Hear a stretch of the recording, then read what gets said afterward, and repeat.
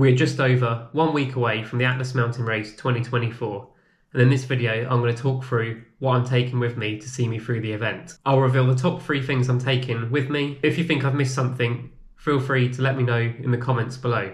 Before I run through the kit I'm taking, there are a couple of obvious bits I've not included, such as my bike and my lights.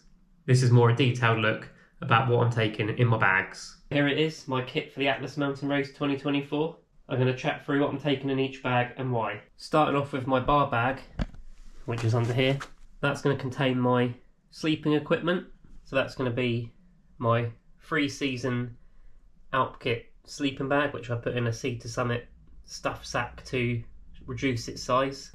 An eye mask and some earplugs to hopefully help me get a better night's sleep. I say a night, it'll probably be just a few hours here and there.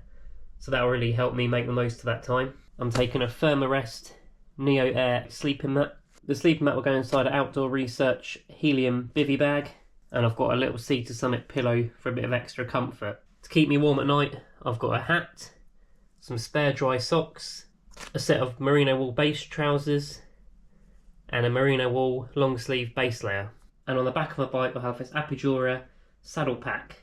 So as well as the clothes I'm going to be wearing during the event, I'm going to take some spares. I've got a long sleeve Castelli Gabba jersey to keep me warm if it might get too cold at night time. I've got a gilet that I can take on and off quite easily to provide that little bit of extra warmth if needed. A spare pair of shorts, which I'm sure for some will be quite luxurious, but it's always nice to have a change of shorts. And I've got these arm and leg warmers, which will also provide me a bit of additional warmth, and a spare pair of dry socks. I'm taking a set of lightweight waterproof overshoes, mainly just to take the wind chill off my feet if it's particularly cold one night, and hopefully they're mountain bike style ones so you can still walk about in your mountain bike shoes. Mitts, these are quite well padded, that I can change into if it gets too warm, and I've also got a set of glove liners in case it gets too cold. I'm taking a few dehydrated porridges, a few carb mixes and a few protein shakes, so that more or less every day I've got a guaranteed source of good quality calories and protein, which I'll supplement with the other food I find on my way around. And obviously over the course of the event I'll eat my way through those and there'll be slightly less to carry. I haven't fully completed my medical supplies yet, but I'll be taking things like paracetamol, plasters and bandages and some antiseptic wipes, as well as some other things for any grazes and cuts that I might pick up along the way, but hopefully I won't need any of that. In my rear bag I'll also be taking my down jacket and a waterproof jacket. The down jacket will be really important, particularly in those cold mornings when I get out the sleeping bag. I'll be able to put it on and keep warm whilst I get ready to ride. It's also handy if it's an extra cold night to wear in the sleeping bag to provide a bit of a boost to the warmth. And even though it's a desert, it can rain, so I'm taking this rain shell. And of course, as well as being useful in the rain, it will also provide another layer that I can easily take on and off to provide some relief from any wind chill. Also in my saddle pack I'm going to be carrying my spares and repairs, kind of a strange assortment of items that I've collected over time, much of it related to trying to repair punctures. So I'm taking 2 spare inner tubes, potentially a third. I've got a pump, tyre lever, spare valve, or valves. I've got a tyre boot system here from Restrap. I've got tubeless repair plugs. I've got this little kit of goodies that I kind of carry with me on any bike ride, and it's got a whole range of stuff in there. The old tyre plugs, glue, patches, scissors to trim plugs and bits and pieces if you need to put a boot in the tyre. I've got a dyno plug. I've got more equipment for repairing tubeless tyres, a chain splitter with some spare chain links in it in case my chain breaks, a bit of chain lube because it is a long way, about 850 miles, so I will need a top up while I'm riding around. Several cable ties, I'll probably take a bit more than this, and I've got tape on my pump as well, so there's some stuff there I can use to bodge together the bike. Allen keys and tools, which did come in a nice bag, but to save a bit of space and weight I've whacked them in this sandwich bag, and they'll all go inside this dry bag anyway. I've got a spare pair of cleats in case they fall off, a little multi-tool, a spare mech hanger, spare brake pads. I've got 2 sets of spare brake pads. So hopefully I'll have more or less everything I need to see myself through to the end of the event. On the handlebars I'll have this Alp Kit stem cell, and in there I'll have a range of things that I'll need to access fairly regularly, so it's nice to have them on hand. That's things like sun cream, toothbrush and toothpaste. I really like to brush my teeth several times a day on these sort of things because it makes you feel a little bit more refreshed and human. I've got lip balm, alcohol hand gel, say sun cream, Sudocrem, antibacterial wipes and some electrolytes. I'll also likely carry my GoPro in there so it's within easy reach if I want to film anything.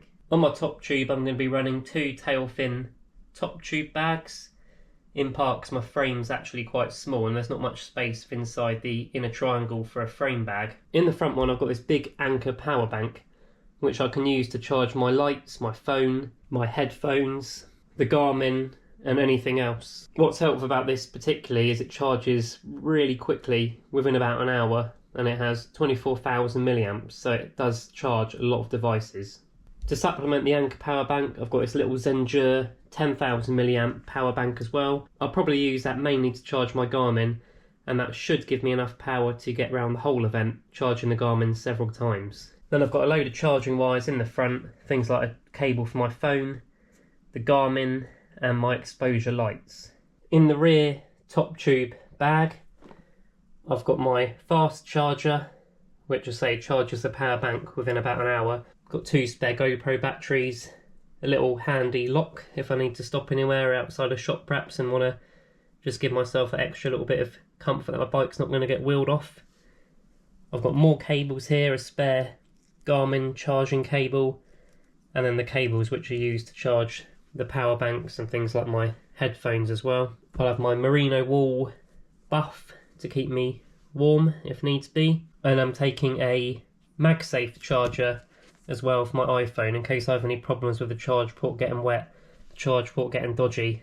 It just gives me another option to charge your phone, and obviously it's very important to be able to have access to your phone on an event like this.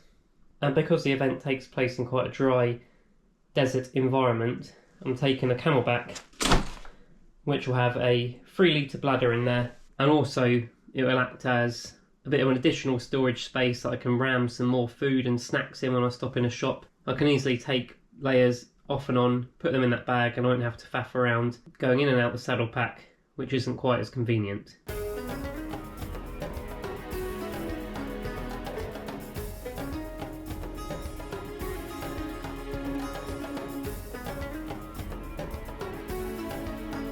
So that's all the gear packed away. Now it's time to see what it looks like on the bike. So this is my setup for the Atlas mountain race. Up front is that restrap bar bag, and by the handlebars got my easy to access stem pack, and on top the double tail fin top tube setup. And sitting out back is the Apidura saddle pack containing all those bits and bobs. So that's the gear and equipment I'm taking and how I'm carrying it. But what are my 3 top things that I'll be taking with me? Number 1 is my down jacket. This lightweight jacket provides a huge amount of warmth first thing in the morning, if you're cold in your sleeping bag, or when you're setting up camp in the evening. The second top thing I'm taking isn't actually something I'm taking, it's leaving space in my bags, so that when I'm riding and I come across a shop where I might be able to buy some food or some additional water, I've got additional carrying capacity in my bags so that I can stuff that food and drink in there and carry on riding. Also, having a little bit of extra space makes it a lot more easier to manage your kit, which means you don't have to take everything out to get one thing out and then put everything back in again. There's a bit of space to play around with about where you keep things, and it just makes life on the bike a lot more convenient.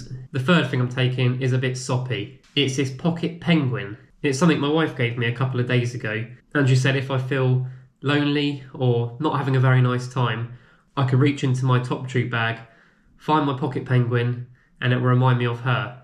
Of course, I've weighed it and it does only weigh 4.2 grams, so I'm going to take it with me and hopefully it will provide me a little boost of happiness on those low moments. So hopefully that's given you an understanding of what I'm taking and why. I'm sure there'll be a few last minute refinements, particularly when the weather situation becomes a bit more clear. But if you think I've missed something, please do let me know in the comments below, because it might take the edge off those pre-race nerves. Otherwise, I'll look forward to seeing you post Atlas Mountain Race 2024.